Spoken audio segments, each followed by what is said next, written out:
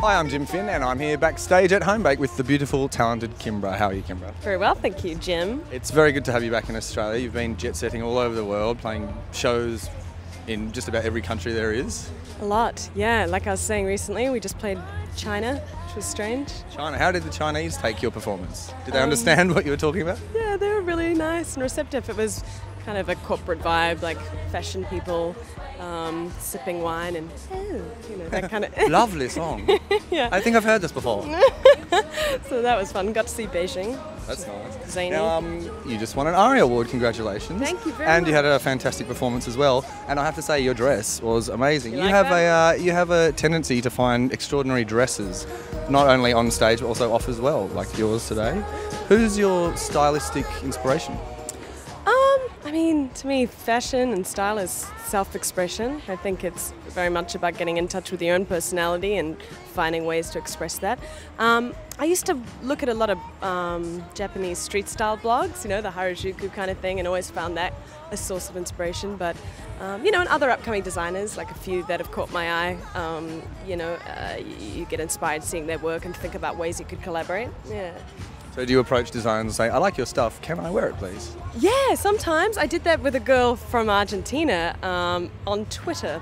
I actually hit her up and said, man, your stuff looks like the world of Disney. It would be so fun to, wear some of it. And of course it's good promo for them as well. And she wrote back the next day and ended up sending me a suitcase of her entire archive of, zany outfits that she'd sort of been holding back at her place, and I just, had this amazing clothes. Yeah, just to wear for the summer festivals in Europe. So, and do you find that you have this sort of looking back to the way like young girls have those ideas of beautiful dresses, of like tutus and things? Like, do you feel you kind of let some of that come through with your taste in how you dress? It has to have an edge. I think it's not all about. How you were saying about Disney before.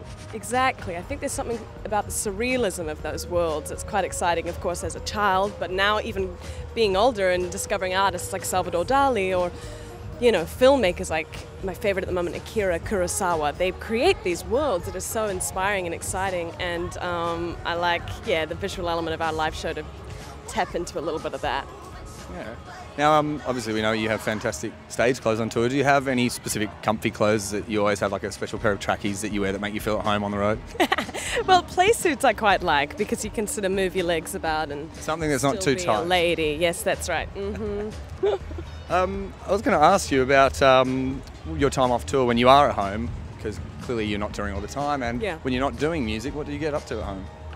I like reading. I find that's a great way to switch my mind off. I enjoy going for walks in the park and doing a bit of stretches and yoga. The very simple things are exciting to me. I'm sure you know what it's like as well, coming off tour. Cooking.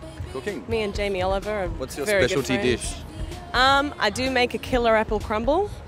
So Killer apple crumble? Yeah. So is dessert the main thing that you focus on? I do like desserts, yes.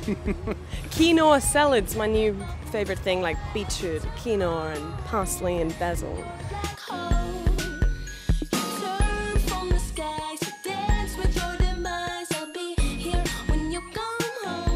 With your lyrics, people have said that they're quite poetic, and I was wondering how you said you read a lot when you're in your downtime. Are you a fan of poetry? Do you read much poetry?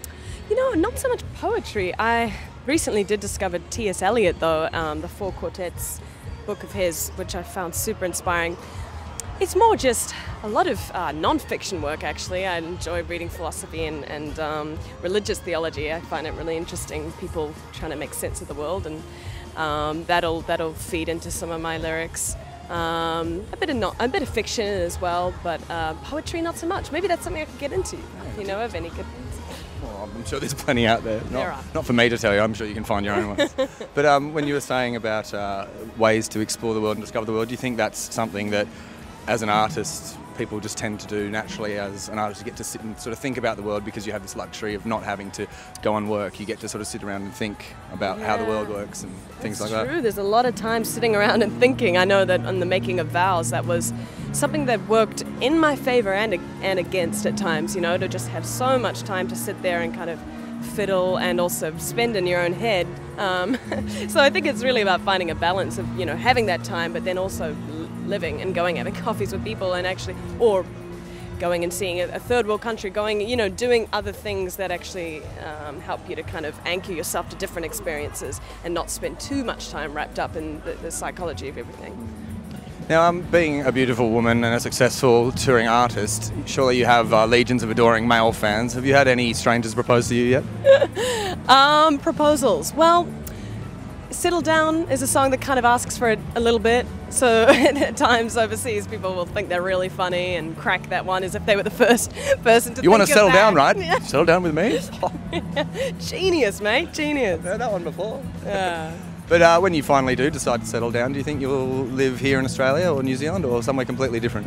I think it's so great to be able to have your little haven back on this side of the world. Having spent most of it in America, coming back to Melbourne is like, oh, you've still got the excitement of things like New York and London, but it's just, you know, it's just a little quieter, a little slower, and I can imagine, yeah, sort of coming back to this side of the world and settling down. Oh, gosh. Well, we'll be glad to have you back. Thanks so much for taking time to talk to us. Thank you, Tim.